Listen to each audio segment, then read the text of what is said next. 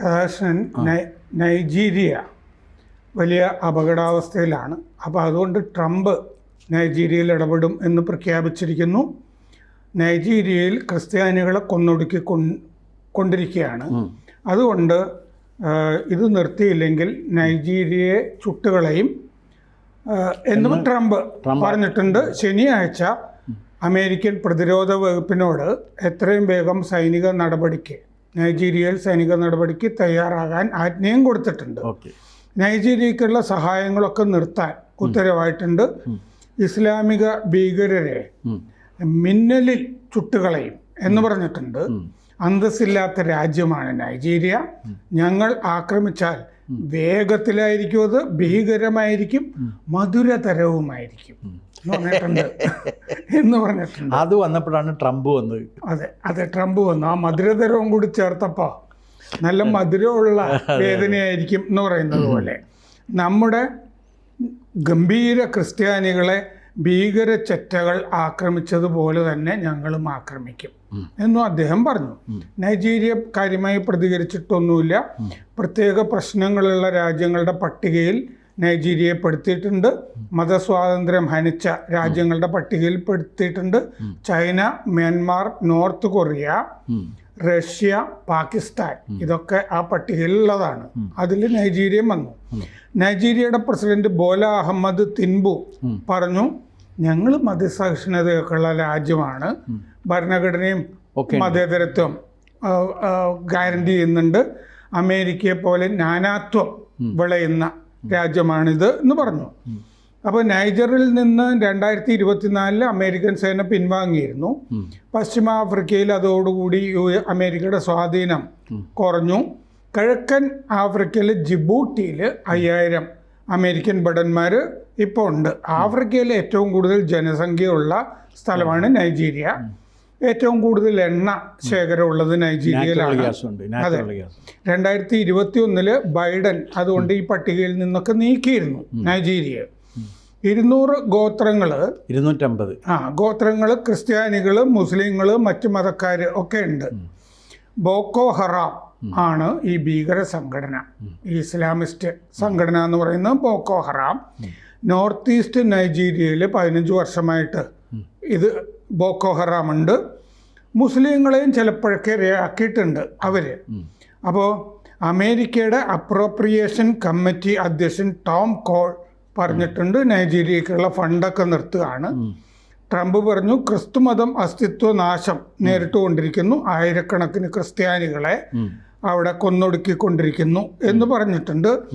ഇനി നമ്മൾ ഈ കണക്ക് നോക്കുകയാണെങ്കിൽ ഫാദർ മാത്യു എയ അദ്ദേഹത്തിനെ സെപ്റ്റംബർ 19 എനുഗുവിൽ നിന്ന് റാഞ്ചി കൊണ്ടുപോയി. 38 പേരെ അറസ്റ്റ് ചെയ്തിട്ടുണ്ട്. 38 പേരെ അറസ്റ്റ് ചെയ്തിട്ടുണ്ട് എന്ന് പറഞ്ഞാൽ ഒരു സംഘം മുസ്ലിങ്ങളാണ് ഈ അച്ഛനെ പിടിച്ചുകൊണ്ടുപോയതെന്നാണ് അർത്ഥം. ഫാദർ വിൽഫ്രഡ് എസംബയെ ബന്ദിയാക്കി. അത് കോഗിയിൽ സെപ്റ്റംബർ 16 വിട്ടു. പിന്നെ നൈജീരിയ ബിഷപ്സ് കോൺഫറൻസ് പറഞ്ഞിട്ടുണ്ട് 145 പേരെ റാഞ്ചി കൊണ്ടുപോയിട്ടുണ്ട് കഴിഞ്ഞ കുറച്ച് വർഷങ്ങളായിട്ട്. 2015 മുതൽ 250 കത്തോലിക്കരെ റാഞ്ചി കൊണ്ടുപോയിട്ടുണ്ട്. 350 മറ്റു വിഭാഗക്കാരെയും. 2023-24 7568 ബന്ദികളെ വിടാൻ 32 മില്യൺ ബന്ദിപ്പണം ചോദിച്ചു ബോക്കോ ഹറാം. അവരെ വിട്ടില്ല. 284 കോടി രൂപ വരും നമ്മുടെ കറൻസിയിൽ. ദിവസം 32 ക്രിസ്ത്യാനികളെ കൊല്ലുന്നു. ആകെ മൊത്തം 2025 ആദ്യത്തെ 220 ദിവസം 700 ക്രിസ്ത്യാനികളെ കൊന്നു. 2009 മുതൽ 1,25,000 ക്രിസ്ത്യാനികളെ കൊന്നിട്ടുണ്ട്. 1.25 ലക്ഷം ക്രിസ്ത്യാനികളെ. ബോക്കോ ഹറാം വന്നത് മുതൽ, അതാണ് 2009 മുതൽ എന്ന് പറയുന്നത്, 1.25 ലക്ഷം ക്രിസ്ത്യാനികളെ കൊന്നിട്ടുണ്ട്. ഇനി നൈജീരിയ ഇങ്ങനെ മുന്നോട്ട് നീങ്ങാൽ നൈജീരിയ ഭൂപടത്തിൽ ഉണ്ടാവില്ല എന്ന് അമേരിക്ക തീരുമാനിച്ചു. അല്ലാതെ അമേരിക്ക അങ്ങനെ തീരുമാനിച്ചാലും ചെറിയ പ്രശ്നങ്ങളുണ്ട്. നൈജീരിയ 2 ഭാഗമാണ്. ഒന്ന് വടക്ക്, വേറൊന്ന് തെക്ക്. മൊത്തം ജനസംഖ്യയുടെ 26 കോടിയിലേറെ വരുന്ന ജനസംഖ്യ ഉണ്ട് അവിടെ. ആഫ്രിക്കയിലെ ഏറ്റവും കൂടുതൽ ജനസംഖ്യയുള്ള രാജ്യങ്ങളിൽ ഒന്നാണ് നൈജീരിയ. ഏറ്റവും കൂടുതൽ സമ്പത്തുള്ള രാജ്യങ്ങളിലും ഒന്നാണ് നൈജീരിയ. അതിൽ ഈ വടക്ക് ഭാഗത്ത് എന്ന് പറഞ്ഞു കഴിഞ്ഞാൽ മൊത്തം ജനസംഖ്യയുടെ 51% വരുന്ന മുസ്ലിങ്ങൾ കേന്ദ്രീകരിച്ചിട്ടുള്ള പ്രദേശമാണ് വടക്ക്. തെക്ക് ഭാഗത്ത് 48% വേണ്ടി വരുന്ന ക്രിസ്ത്യാനികളും കേന്ദ്രീകരിച്ചിട്ടുണ്ട്. ഇതാണ് അതിൻ്റെ ഒരു ഈ മതപരമായിട്ടുള്ള ഡിവിഷൻ. അവിടെ വലിയ ഈ നേരത്തെ പറഞ്ഞ രീതിയിൽ 500 ഭാഷകളുണ്ട്. അവിടെ 250 ഗോത്രവർഗ്ഗക്കാർ, 500 ഭാഷകൾ, ഇവരൊക്കെ ആയിട്ട് ജീവിച്ചുകൊണ്ടിരിക്കുന്ന സന്ദർഭത്തിൽ ആണ് ഇത് ബ്രിട്ടീഷ് കോളനിയുടെ ഭാഗമായിരുന്നു. 1960 നൈജീരിയ ബ്രിട്ടനിൽ നിന്ന് സ്വതന്ത്രമാകുന്നത്. അപ്പോൾ ഒരു ഇൻ്റർനാഷണൽ ഇവാഞ്ചലൈസേഷൻ്റെ ഭാഗമായിട്ട് അന്ന് ബ്രിട്ടീഷുകാരെ അവിടുത്തെ ഗോത്രവർഗ സംസ്കാരത്തെയും അവരുടെ ആരാധനാ രീതികളെയും ഒക്കെ നശിപ്പിച്ചുകൊണ്ടാണ് ഈ ക്രിസ്ത്യനൈസേഷൻ അല്ലെങ്കിൽ ഇവാഞ്ചലൈസേഷൻ നടത്തിയത്. അതൊരു ഇത്. അതിൻ്റെ നേരെ എതിർഭാഗത്ത് നിന്ന് ഇതുപോലെ തന്നെ ഒരു മോണോലിത്തിക് കൾച്ചറിലേക്ക് വടക്ക് ഭാഗത്തെ കൊണ്ടുവരുന്നതിന് വേണ്ടി ഇസ്ലാമിസ്റ്റുകളും ശ്രമിച്ചു. അപ്പോൾ രണ്ട് വിഭാഗങ്ങളും ഈ നൈജീരിയക്ക് സ്വാഭാവികമായിട്ടുണ്ടായിരുന്ന ഒരു ബഹുസ്വരതയുടെ സംസ്കാരത്തെ ഇല്ലാതെയാക്കിക്കൊണ്ട് ഒരു ഏകശിലാ ഷാഠ്യം ഉണ്ടാക്കാൻ വേണ്ടി പരിശ്രമിച്ചവരാണ് രണ്ടുപേരും എന്ന കാര്യം നമ്മൾ വിസ്മരിക്കരുത്. ഇനിയാണ് ഈ ബോക്കോ ഹറാം വരുന്നത്. മുഹമ്മദ് യൂസഫാണ് സ്ഥാപകൻ. അദ്ദേഹം നോക്കിക്കഴിഞ്ഞപ്പോഴേക്കും അദ്ദേഹം പറഞ്ഞു, ഇവിടെ ഇസ്ലാം ആകെ അപകടത്തിൽപ്പെട്ടിരിക്കുന്നു. കാരണം അല്ലാഹുവിൻ്റെ ആജ്ഞകൾ നിറവേറ്റാനും അതനുസരിച്ച് പ്രവർത്തിക്കാനും ആളുകൾ കുറയുന്നു. ഇത് അപകടകരമാണ്. അല്ലാഹുവിൻ്റെ ആജ്ഞ ശിരസ വഹിച്ചുകൊണ്ട് ജീവിക്കുന്നൊരു ജനതയായി നൈജീരിയ മാറണം എന്നതാണ് ഈ മുഹമ്മദ് യൂസഫ് എന്ന് പറയുന്ന സ്ഥാപകൻ്റെ ലക്ഷ്യം. ക്രിസ്ത്യാനികൾ മതം മാറിയാൽ കുഴപ്പമില്ല. അതാ റാഡിക്കൽ സുന്നി ഇസ്ലാമിസ്റ്റ് മൂവ്മെൻ്റാണത്. വഹാബിസത്തിൻ്റെ വേറൊരു രൂപമാണ്. പക്ഷേ ആദ്യകാലങ്ങളിൽ എന്താണെന്ന് വെച്ചാൽ വഹാബിസത്തിൻ്റെ പ്രചാരണത്തിന് വേണ്ടി സൗദി അറേബ്യ അടക്കമുള്ള എണ്ണ രാജ്യങ്ങൾ സംഭരിച്ചിരുന്ന പണത്തിൽ നിന്നും ഒരു ഭാഗം ഇയാൾക്ക് കൊടുത്തുകൊണ്ടിരുന്നു. അങ്ങനെയാണ് ഇത് ശക്തമായിട്ട് വന്നത്. പക്ഷേ ഇടയ്ക്ക് വെച്ച് ഇയാളെ കൊന്നുകളഞ്ഞപ്പോൾ രണ്ടാമൻ വന്നു, രണ്ടാമനെയും കൊന്നുകളഞ്ഞു. ഈ മുഹമ്മദ് യൂസഫിൻ്റെ ഒന്നാമത്തെ സൂക്തം എന്താണെന്ന് വെച്ചാൽ ആധുനിക വിദ്യാഭ്യാസം തിന്മയും ദൈവനിഷേധവുമാണ്. അതുകൊണ്ട് എന്ത് ചെയ്യുമെന്ന് വെച്ച് കഴിഞ്ഞാൽ 17,000 സ്കൂളുകൾ നശിപ്പിച്ചു കളഞ്ഞു. കാരണം ആധുനിക വിദ്യാഭ്യാസത്തിൻ്റെ ആവശ്യമില്ല. അത് ദൈവനിഷേധമാണ്, തിന്മയാണ്. അവർക്ക് ജീവിക്കാനായിട്ട് മതവിദ്യാഭ്യാസം മാത്രം മതി. അപ്പോൾ ഇതിൻ്റെ ഒരു തിക്തഫലം അനുഭവിക്കുന്നതെന്ന് വെച്ചാൽ ഈ മുസ്ലിങ്ങൾ മാത്രമല്ല, മറ്റ് മതസ്ഥരും വന്നു. അവരെല്ലാവരും ഈ വിദ്യാലയങ്ങളിൽ പോയി പഠിച്ചിരുന്നതാണ്. ആ പഠനത്തിലൂടെ അവർ മുന്നേറിക്കൊണ്ടിരിക്കുകയായിരുന്നു. പക്ഷേ ഈ വടക്കൻ പ്രദേശങ്ങളിൽ മുസ്ലിങ്ങളുടെ ആധിപത്യം വന്നപ്പോൾ ഇത് ക്രമേണ കുറയുകയും മദ്രസ വിദ്യാഭ്യാസത്തിൽ കേന്ദ്രീകൃതമാകുകയും ചെയ്തു. പക്ഷെ എന്നാലും കുറച്ച് സ്കൂളുകളുണ്ടായിരുന്നു. പക്ഷേ ഈ ബോക്കോ ഹറാം വന്നതോടുകൂടി എന്ത് പറ്റിയെന്ന് വെച്ചാൽ ആ സ്കൂളുകളെല്ലാം ഒന്നുകിൽ തകർക്കപ്പെട്ടു അല്ലെങ്കിൽ പൂട്ടിയിടപ്പെട്ടു എന്നുള്ളതാണ് വസ്തുത. അപ്പോൾ ഈ ആധുനിക വിദ്യാഭ്യാസം എന്ന് പറഞ്ഞ് നമ്മൾ നേടുന്ന ശാസ്ത്രമായാലും ചരിത്രമായാലും സാഹിത്യമായാലും സംഗീതമായാലും ഇതെല്ലാം ദൈവനിഷേധമാണ്. അതുകൊണ്ട് അത് പഠിപ്പിക്കാൻ പാടില്ല എന്നും അങ്ങനെ പഠിപ്പിക്കുന്നവർ ദൈവനിന്ദകരായതുകൊണ്ട് അവർ വധാർഹരാണ് എന്നും പറഞ്ഞു. എന്ന് മാത്രമല്ല, അല്ലാഹുവിൻ്റെ മഹാസാമ്രാജ്യം ഈ പ്രപഞ്ചത്തിൽ സ്ഥാപിക്കുന്നതിന് വേണ്ടി പ്രവർത്തിക്കാനും ജിഹാദ് നടത്താനും ഇദ്ദേഹത്തിന് അല്ലാഹു അനുവാദം നൽകിയിട്ടുണ്ടെന്നും അദ്ദേഹം പ്രചരിപ്പിച്ചു. ക്രോസ് ചെക്ക് ചെയ്യാൻ നമുക്ക് നിവൃത്തിയില്ല. സ്വപ്നത്തിലാണോ വന്നത്? എപ്പോഴാണ് വന്നതെന്ന് അറിയില്ല. പക്ഷെ അത് അദ്ദേഹം പറഞ്ഞു, അല്ലാഹുവിൻ്റെ ഇത് കിട്ടിയിട്ടുണ്ടെന്ന് പറഞ്ഞു.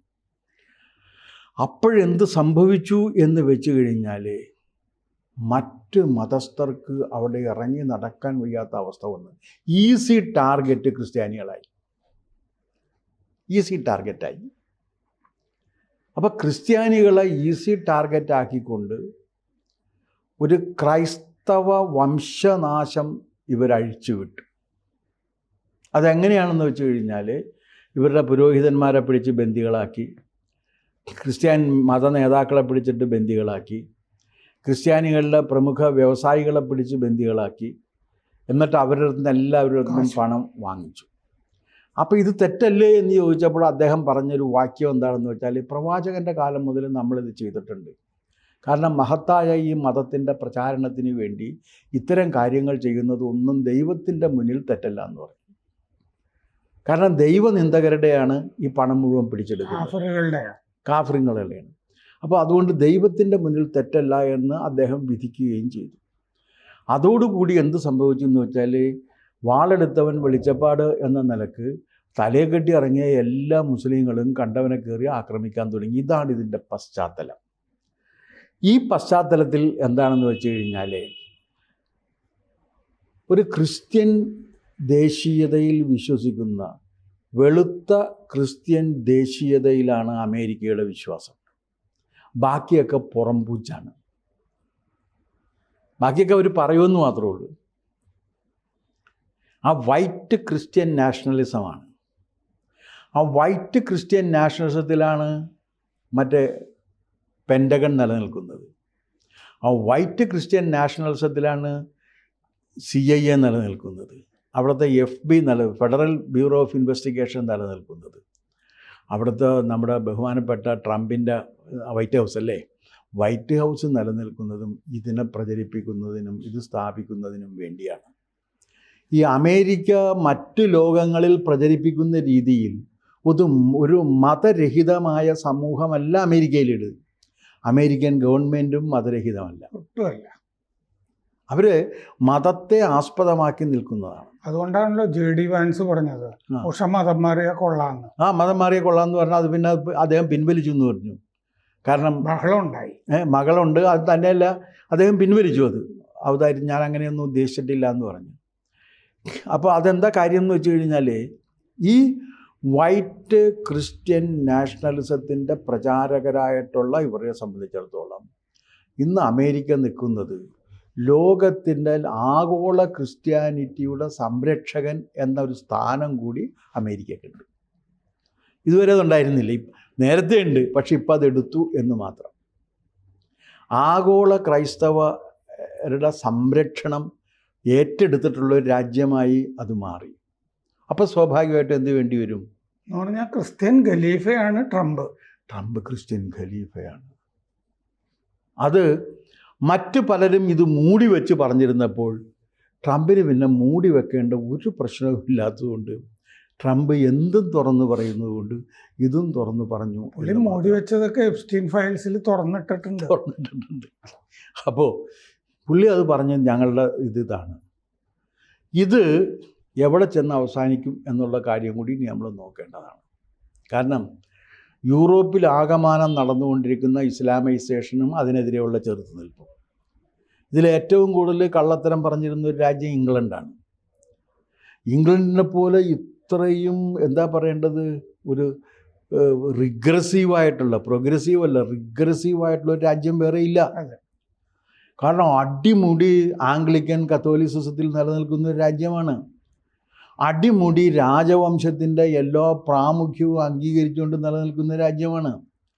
ഇന്നും അവിടുത്തെ ഏറ്റവും വലിയ വാർത്ത എന്ന് പറഞ്ഞാൽ രാജകൊട്ടാരത്തിൽ ആരെങ്കിലും ഒളിഞ്ഞു നോക്കിയോ എന്നുള്ളതാണ് ഏറ്റവും വലിയ വാർത്ത.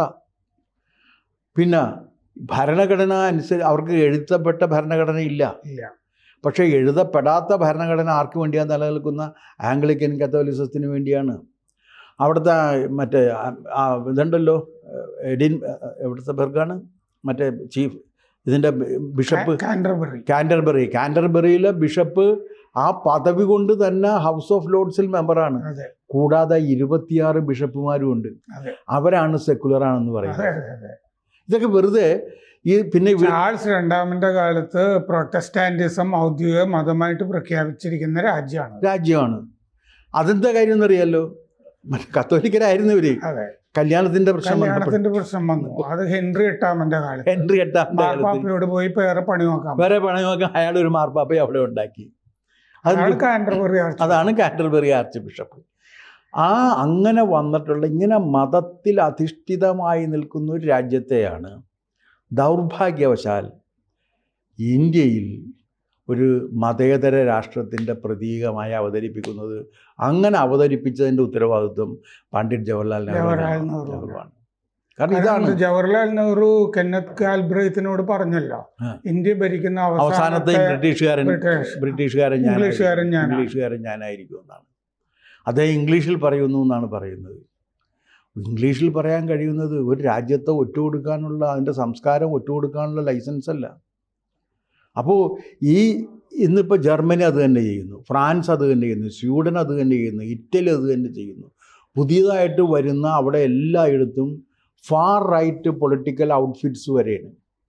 അതെ, ആ far right political outfits anti ക്രിസ്ത്യനാണ്, അല്ല ആൻറ്റി മുസ്ലിമാണ്. അപ്പോൾ ഈ വിശാലമായ പശ്ചാത്തലത്തിൽ വേണം ട്രംപ് സാറിൻ്റെ പുതിയ പ്രഖ്യാപനം നമ്മൾ കാണേണ്ടത്. ട്രംപ് സാറ് ന്യൂയോർക്ക് മേയറാകാൻ പോകുന്ന മംദാനിക്കെതിരെയും പറയുന്നുണ്ട്. അല്ല, അത് പറഞ്ഞു അവനാകാൻ പറ്റില്ല എന്ന് പറഞ്ഞു, സാധ്യമല്ല എന്ന് പറഞ്ഞു. ആര്യ രാജേന്ദ്രന്റെ ആരാധകനാ മംദാനി. അങ്ങനെ ഒരു അപകടം കൂടിയുണ്ടാവും. പിന്നെ പുതുച്ചേരിയിലെ ഏരിയ കമ്മിറ്റി ആര്യ രാജേന്ദ്രൻ ഏറ്റവും ചെറുപ്പക്കാരിയായ മേയർ എന്നൊക്കെ പറഞ്ഞ് പോസ്റ്റ് ഇട്ടതേ അയാൾ ഷെയർ ചെയ്തിരുന്നു മംദാനി പണ്ട്.